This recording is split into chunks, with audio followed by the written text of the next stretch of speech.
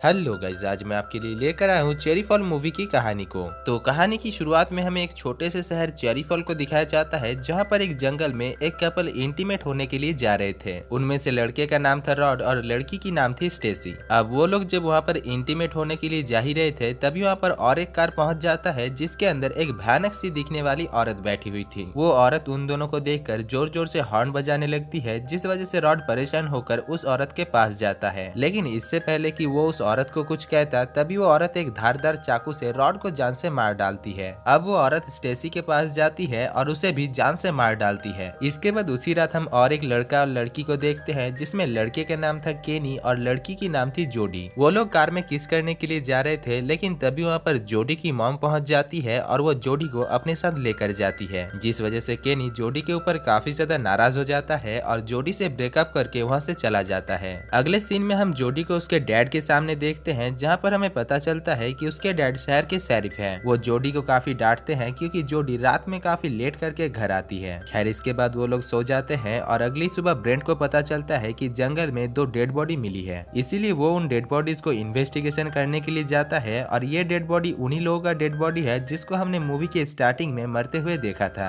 खैर, शरीफ को रॉड और स्टेसी की डेड बॉडी देखकर काफी बुरा लगता है और वो उनके स्कूल में इन्वेस्टिगेशन करने के लिए जाता है। इसी बीच हमें पता चलता है कि स्कूल के प्रिंसिपल, जिसका नाम था टॉम, वो शरीफ ब्रेंट के बचपन का दोस्त है। इसीलिए वो दोनों वहाँ पर काफी देर तक बातें करते हैं और शरीफ ब्रेंट बच्चों से पूछताछ करने के लिए क्लासरूम के अंदर जाता है। यहाँ पर हम प्रोफेसर मार्लिन स्टोन को देखते हैं, जो बच्चों को पढ़ा रहा होता है और इसके बारे में हमें आगे और भी बहुत कुछ जानने को मिलेगा। खैर, शरीफ ब्रेंट उन दोनों मर्डर्स के बारे में उन बच्चों से पूछताछ करते हैं, लेकिन कोई भी उसके सवालों का जवाब नहीं देता। रात को हम फिर से उस किलर औरत को देखते हैं, जो एक लड़की के घर जाती है और जब उसके पेरेंट्स घर से चले जाते हैं, तभी उसके दरवाजे को वो नॉक करने लगती है। इसी बीच वो अपना नाम लॉरेली शर्मन बताती है और जब वो लड़की दरवाजा खोलकर बाहर आती है, तभी वो उस लड़की को जान से मार डालती है। इसके बाद जब उसके पेरेंट्स घर पर आते हैं, तभी वो अपनी बेटी को मरा हुआ देखकर काफी डर जाते हैं और पुलिस को कॉल करते हैं। थोड़ी देर में वहाँ पर शरीफ ब्रेंट भी पहुंच जाता है और वो उन डेड बॉडीज को देखकर नोटिस करता है कि उन सभी डेड बॉडीज के बॉडी में वर्जिन लिखा हुआ था, यानी वो किलर उन्हीं लोगों को मार रहा है जो कि प्योर है यानी वर्जिन है। अब इन सारी चीजों को देखने के बाद शरीफ ब्रेंट एक मीटिंग बुलाता है, जहाँ पर शहर के सभी बच्चों के पेरेंट्स शामिल होते हैं। यहाँ पर ब्रेंट उन सभी लोगों से कहता है कि वो किलर उन्हीं लोगों को मार रहा है जो कि वर्जिन यानी प्योर है। अब ये सब कुछ सुनने के बाद वो सभी पेरेंट्स बौखला जाते हैं और शरीफ ब्रेंट के साथ ही लड़ाई करने लगते हैं, क्योंकि उन्हें लग रहा था कि शरीफ ब्रेंट का कहने का मतलब है कि वो लोग अपने बच्चों के साथ मुंह मार के उन्हें अनप्योर कर दे। वहीं दूसरी तरफ हम जोडी और उसका एक दोस्त टिमी को देखते हैं, जो छुपकर उस मीटिंग में हुई बातों को सुन रही थी। तभी टिमी को उसके घर से एक कॉल आता है और टिमी उस कॉल को पिक करने के लिए जोडी से दूर जाता है, लेकिन काफी देर तक जब वो वापस नहीं आता, तभी जोडी परेशान हो जाती है और उसे ढूंढने लगती है। इसी बीच उसे ढूंढते ढूंढते वो बेसमेंट तक पहुंच जाती है, जहां पर उसे टिमी की लाश देखने को मिलती है, जिसको देखकर वो काफी डर जाती है। इसके बाद वो वहां से जाने लगती है, लेकिन तभी वो किलर औरत उसके ऊपर भी हमला कर देती है और उसे मारने लगती है। पर जोडी किसी तरीके से उस किलर औरत को ही घायल करके वहां से निकल जाती है और अपने पिता के पास यानी शरीफ ब्रेंट के पास आकर उसे सब कुछ कह देती है। इसके बाद शरीफ ब्रेंट उस किलर औरत को पकड़ने के लिए बेसमेंट के अंदर जाता है, लेकिन अंदर पहुंचकर उसे कोई भी नहीं मिलता, क्योंकि वो औरत तब तक वहां से भाग चुकी थी। अगले सीन में हम जोडी को पुलिस स्टेशन में देखते हैं, जहां पर उस किलर औरत के स्केच को बनाया जा रहा होता है। अब स्केच बन जाने के बाद जोडी को घर भेज दिया जाता है और शरीफ ब्रेंट प्रिंसिपल टॉम को कॉल करता है।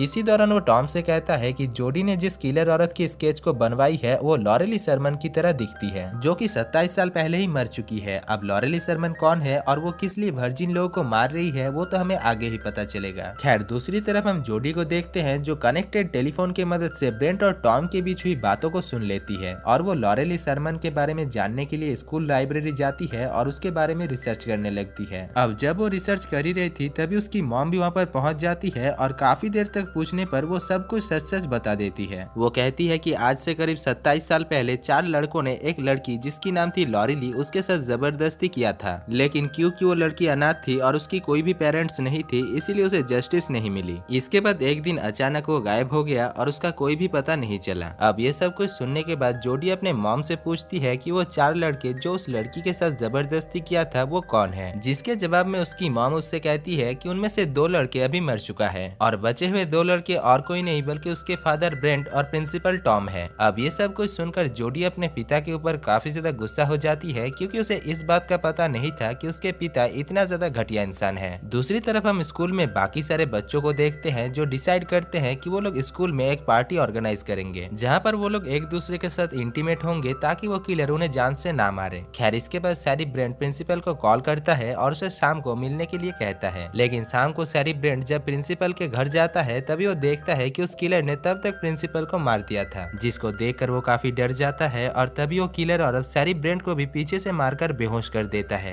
इसके बाद हमें उन बच्चों की पार्टी को दिखाया जाता है जहाँ पर वो लोग एक दूसरे के साथ घपाघप कर रहे थे और बाहर पुलिस उन्हें सिक्योरिटी दे रहा था ताकि वो किलर औरत वहाँ पर आकर उन्हें मार न सके। इसी दौरान हम पार्टी में केनी को भी देखते हैं जो किसी के साथ भी घपाघप नहीं करता, क्योंकि वो जेडी के गुफा में ही अपने घोड़े को दौड़ाना चाहता था, इसीलिए वो जेडी को लाने के लिए वहाँ से चला जाता है। दूसरी तरफ हम जोडी को देखते हैं जो प्रोफेसर मार्लिंगटन के घर आती है और वो देखती है कि प्रोफेसर मार्लिंगटन एक बॉक्स को घर के अंदर ले जा रहा था, इसीलिए वो उसकी मदद करती है। लेकिन घर के अंदर पहुंचकर वो देखती है कि उस बॉक्स के अंदर और कोई नहीं बल्कि उसके पिता यानी सैरी ब्रेंट है, जिसको प्रोफेसर मार्लिंगटन ने बहुत ही बुरी तरीके से बांध कर रखा हुआ था, जिसको देखकर जोडी काफी डर जाती है और हमें पता चलता है कि वो किलर और कोई नहीं बल्कि प्रोफेसर मार्लिंगटन है। खैर इसके बाद प्रोफेसर मार्लिंगटन जोडी को भी पकड़ लेता है और जोडी और सैरी ब्रेंट को बेसमेंट के अंदर लेकर जाता है। वहाँ पर पहुंचकर वो ब्रेंट से 27 साल पहले क्या कुछ हुआ था इसके बारे में पूछता है और ब्रेंट भी सब कुछ सच सच बता देता है। वो कहता है कि आज से करीब 27 साल पहले वो और उसके 3 दोस्त मिलकर लॉरेली शर्मन नाम की एक लड़की के साथ जबरदस्ती किया था, जिसके बाद वो लड़की प्रेग्नेंट हो गई थी और उसे जस्टिस ना मिलने की वजह से वो वहाँ से कहीं चली गई थी। अब ये सब कुछ सुनकर प्रोफेसर मार्लिंगटन कहता है कि लॉरेली शर्मन और कोई नहीं बल्कि उसकी मॉम है, जिसके साथ उन लोगों ने घटिया काम किया था, इसीलिए वो उसकी मॉम को जस्टिस दिलाने के लिए वर्जिन लड़कियों की सील तोड़ रहा है। इधर हम केनी को देखते हैं जो जोडी को ढूंढते हुए प्रोफेसर के घर के पास पहुंच जाता है और दरवाजे को नॉक करने लगता है, जिस वजह से थोड़ी देर में प्रोफेसर बाहर आकर केनी को मारने लगता है और केनी किसी तरीके से उस प्रोफेसर से बचकर घर के अंदर घुस जाता है। लेकिन अंदर उसे किसी के चीखने की आवाजें सुनाई दे रहा था, इसीलिए वो उसे चेक करने के लिए बेसमेंट के अंदर जाता है, जहाँ पर पहुंचकर वो देखता है कि सैरी ब्रेंट और जोडी बंधी हुई है, इसीलिए वो उन्हें फ्री करने के लिए जाता है। वहीं दूसरी तरफ हम प्रोफेसर मार्लिंगटन को देखते हैं जो किसी तरीके से दरवाजा तोड़कर घर के अंदर आ जाता है और सैरी ब्रेंट को जान से मार डालता है, जिसको देखकर केनी और जोडी काफी डर कर वहाँ से भागने लगता है और भागते भागते वो लोग स्कूल बिल्डिंग तक पहुँच जाते हैं, जहाँ पर पहुंचकर वो लोग देखते हैं कि सभी बच्चे एक दूसरे के साथ टपाटप कर रहे थे। तभी वहाँ पर वो किलर लेडी यानी प्रोफेसर मार्लिंगटन पहुंच जाता है और उन सभी को अंधाधुन मारने लगता है। इसी बीच वो जोडी के ऊपर भी अटैक करता है, लेकिन जोडी किसी तरीके से उसे बालकनी से नीचे गिरा देता है, जिस वजह से वो एक लकड़ी के ऊपर गिरता है और वो लकड़ी उसके पेट में घुसने की वजह से वो वहीं पर ही मारा जाता है। और दोस्तों इसी के साथ ही इस मूवी की कहानी खत्म हो जाती है। तो दोस्तों अगर आपको इस मूवी की कहानी और मेरा काम पसंद आया है तो वीडियो को दिल से एक लाइक कर देना और हमारे साथ जुड़े रहने के लिए चैनल को सब्सक्राइब करके बेल आइकन को भी प्रेस कर लेना। और आपसे एक रिक्वेस्ट है कि स्क्रीन पर आपको अभी 4 वीडियोस देखने को मिल जाएगा जो कि मैंने काफी मेहनत से बनाया है, तो आप जरूर उनमें से किसी भी एक वीडियो को देख लेना। बाकी मैं मिलता हूँ आपसे अगली ही वीडियो में, तब तक के लिए जय हिंद।